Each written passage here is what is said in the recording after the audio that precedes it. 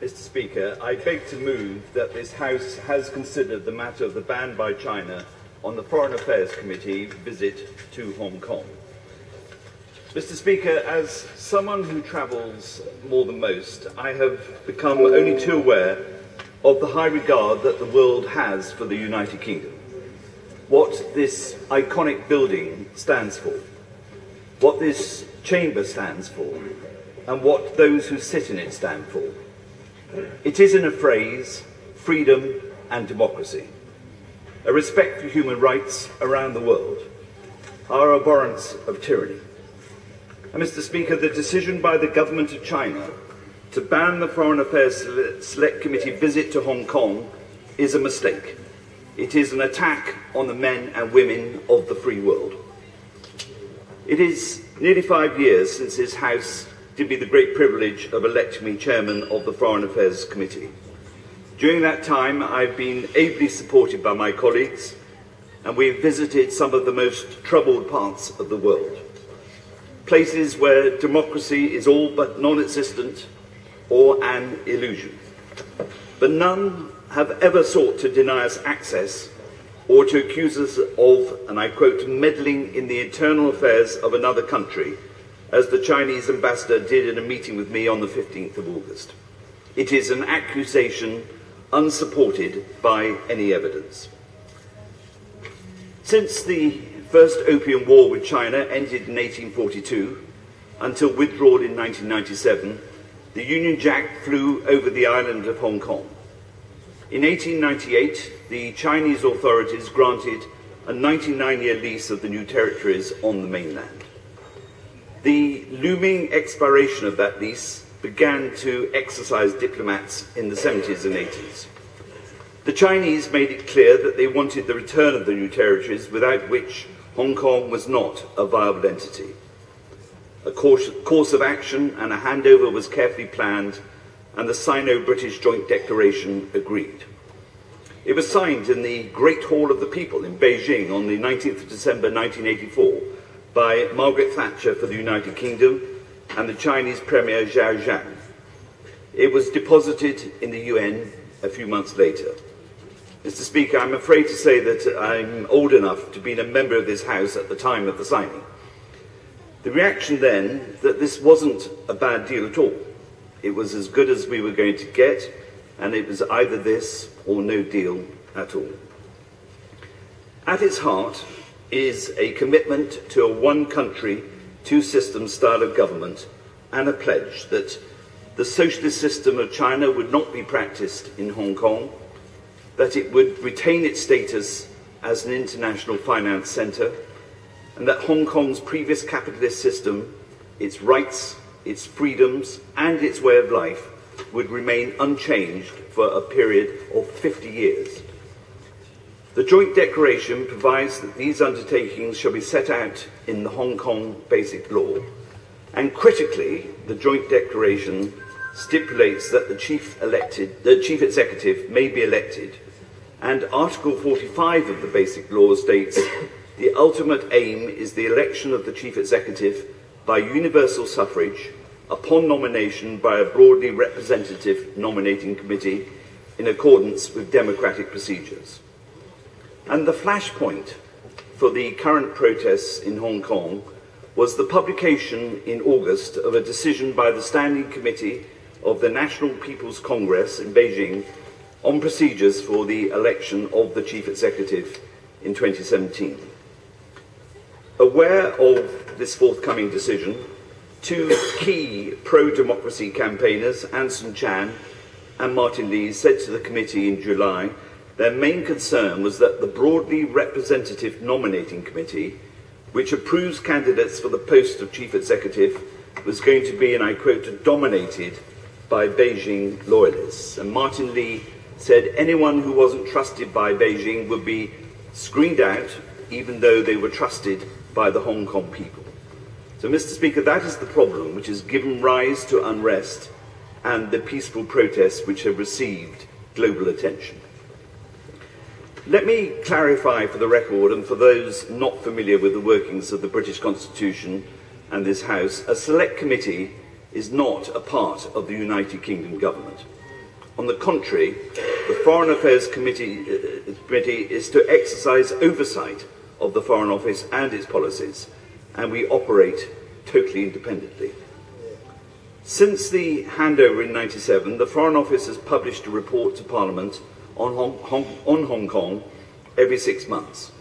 And in its report of 12th of July this year, it said of the growing constitutional arguments, the important thing is that the people of Hong Kong have a genuine choice and feel they have a real stake in the outcome. And it continued, but it is clear that there is still some way to go for consensus to be reached. And with, Mr. Speaker, with some 100,000 of protesters on the streets, this was a wonderful British understatement by the then Foreign Secretary, who I'm pleased to see is in his seat today. In response to the growing concerns here and abroad, the Foreign Affairs Committee decided to conduct an inquiry into the strength, accuracy and veracity of these Foreign Office reports. Our terms of reference are simple. It is to investigate not just the 6-monthly reports and the political and constitutional issues raised, but also the bilateral relationship of trade, business and culture, and the work of the British Council. Most importantly, we embarked upon the report with an open mind. We have no preconceived conclusions, and we invited all interested parties to give evidence, including the Hong Kong and the Chinese governments.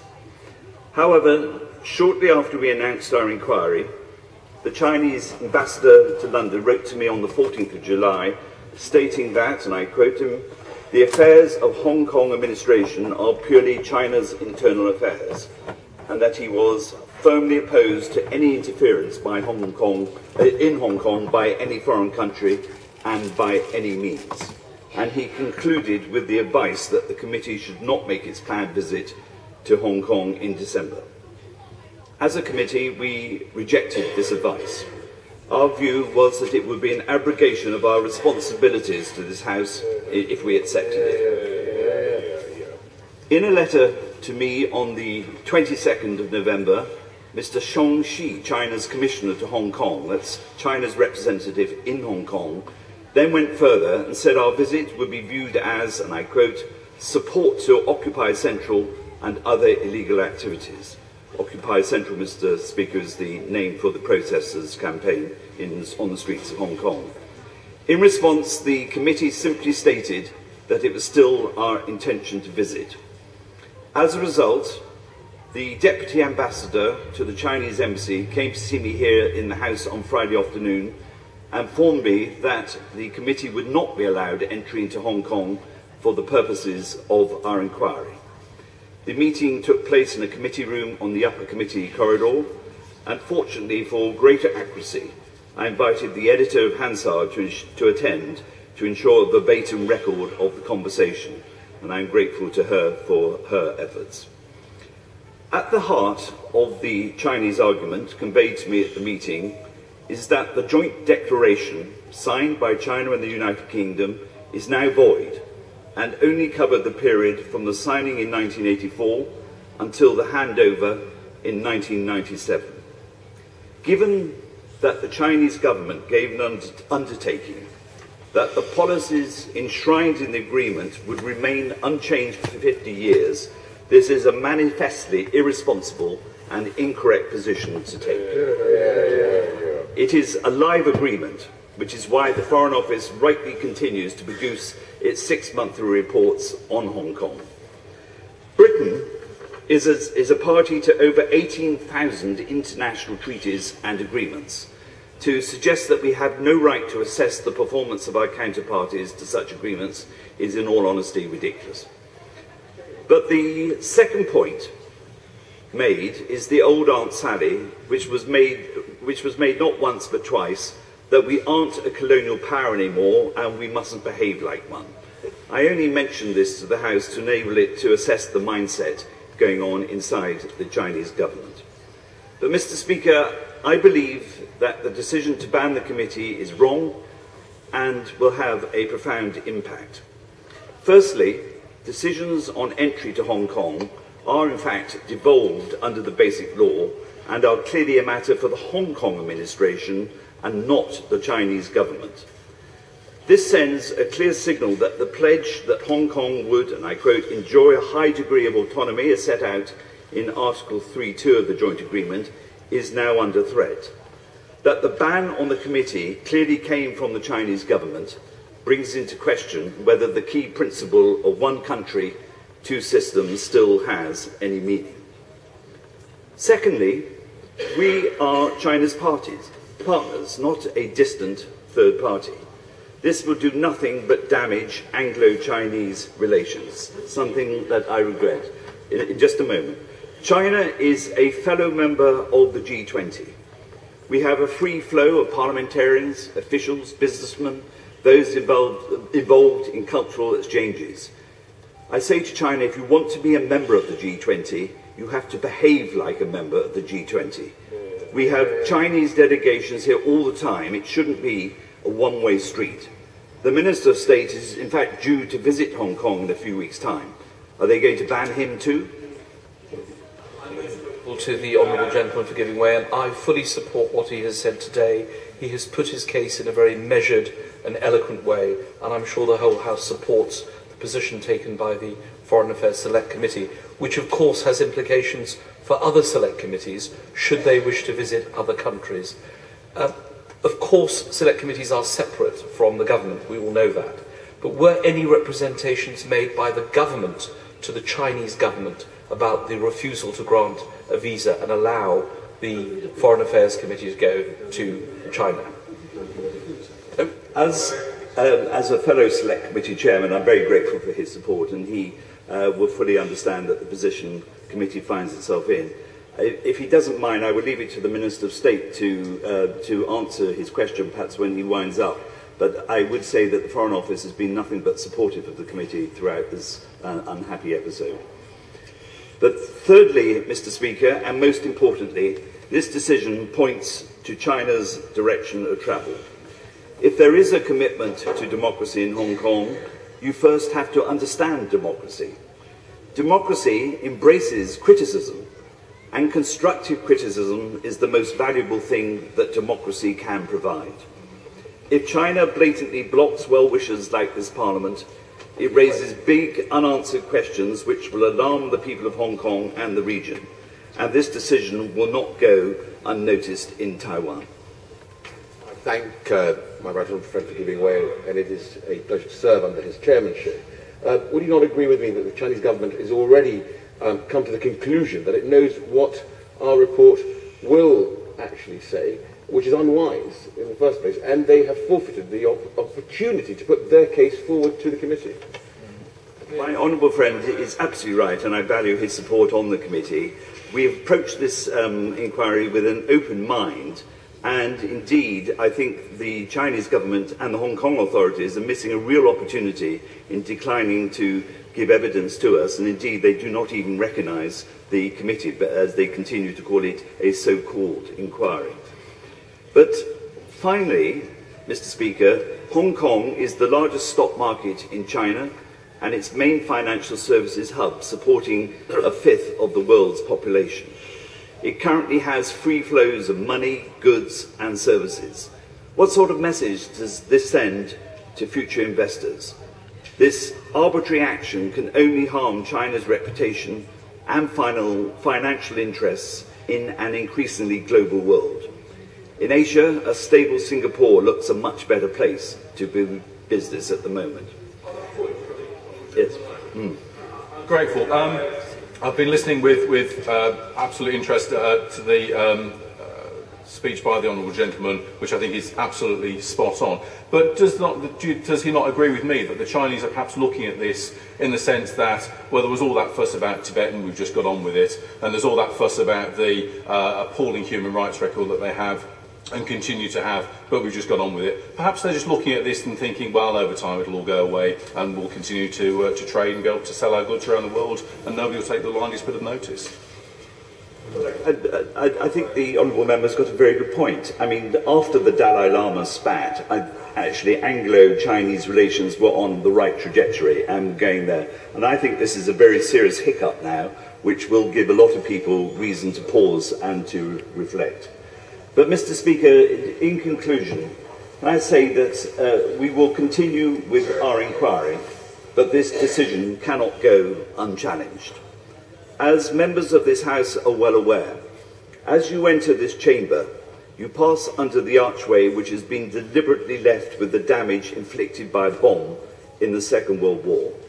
It is a reminder of the damage that can ultimately be caused by the enemies of freedom. The anchor in our world today is freedom. It gives us a sense of direction. It is how we decide between right and wrong. And, Mr. Speaker, I invite the government to condemn this action in the strongest possible terms. Order. The question is that this House has considered the ban by China on the Foreign Affairs Committee visit to Hong Kong. Anne Clewett. Thank you, Mr. Speaker. I'm hoping that China, even at this late stage, will change its mind.